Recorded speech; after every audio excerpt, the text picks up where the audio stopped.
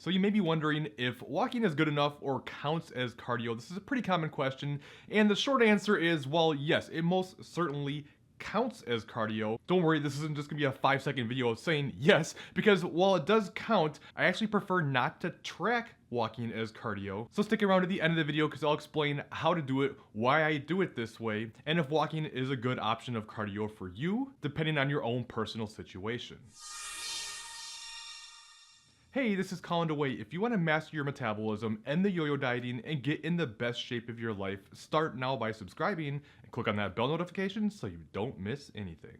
So one of the big misunderstandings in creating a healthier lifestyle, getting in better shape, losing body fat, is that all that matters is your actual physical exercise as well as your nutrition, but we often don't take into account your everyday life and how much activity you get, but it's actually a large portion of the calorie burn you get each day. In fact, when I started coaching well over 6 years ago now, one of these stronger correlations I started to notice over time with people who had an easier time losing weight oftentimes got way more steps in their daily lives, and those who got very few steps had to get much lower calorie and struggled much more to be able to lose. And this is something I find frequently as well when people have something in their life that changes over time. Maybe they get a change in job, they go from sitting around all day to being on their feet all day, and all of a sudden they start losing way better because they're getting much more activity. So while I'm not specifically talking about walking, obviously that's a large component of this. One of the other large misconceptions of this lifestyle that it's about going hard or going home, or sweat is fat crying, or any of these other stupid sayings that really have no merit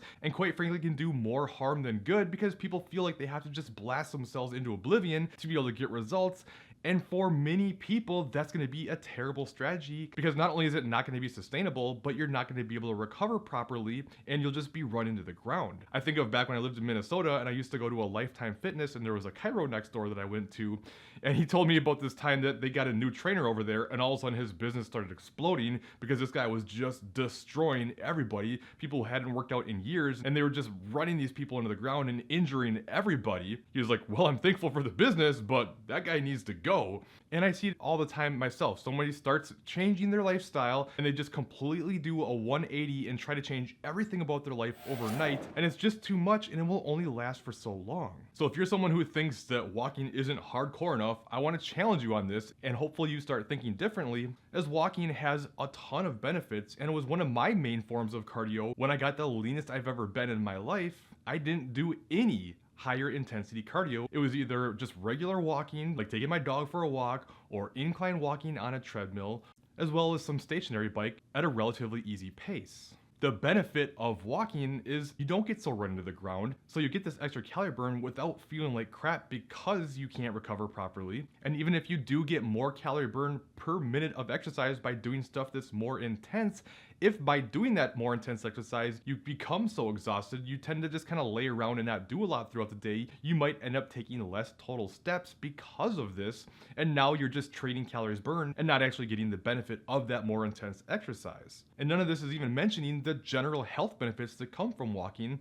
and there's plenty of research that supports that regular walking reduces risk of all-cause mortality. Lee Norton actually just had an Instagram post on this, which was well timed because I was planning on doing this video anyways. And he also posted some research that talked about diabetics who had 2-fold reduced risk of all-cause mortality, as well as 5-fold reduced risk of non-coronary heart disease related deaths during a 10-year follow-up period. And again, these are in diabetics who were between 50 and 90 years old. So yeah, walking has lots of benefits and is super helpful for fat loss, but how much it's going to benefit you depends on a couple things. One is just schedule wise. So the main drawback of walking is it takes a lot more time to get the same calorie burn as more intense cardio. And then the other factor would be what your normal daily life looks like. If you're already on your feet all day long, getting tons of steps, going for extra walking on top of that, you might not quite get as much because your body's pretty adapted to getting a lot of steps anyways. Whereas if you're someone who sits in front of a computer all day and barely gets any steps,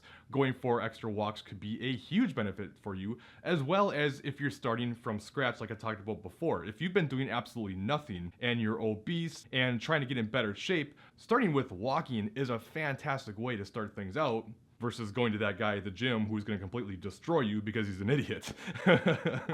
Now, as I mentioned in the beginning of this video, I prefer not to track steps and walking and count it as cardio. I like to have a specific cardio target that is more traditional cardio, whether that's elliptical or biking or jogging or whatever form of cardio you like is fine. But the reason I track them separately is because if you increase your cardio from other forms of exercise, but you're still tracking steps from that, your steps are gonna go up from that cardio. And if you don't know how many more steps you're getting from that, especially if you don't change your step target, now what might end up happening is you get more steps from your cardio, but now you reduce your steps throughout the rest of your day to hit that same step target, and you basically just kind of end up trading calories burned and not getting nearly as much extra as you would from it. So if possible, I would not track steps during your more traditional cardio and then track steps for everything else and use those two things separately. And if possible, I do recommend tracking steps over just tracking total amount of walking time,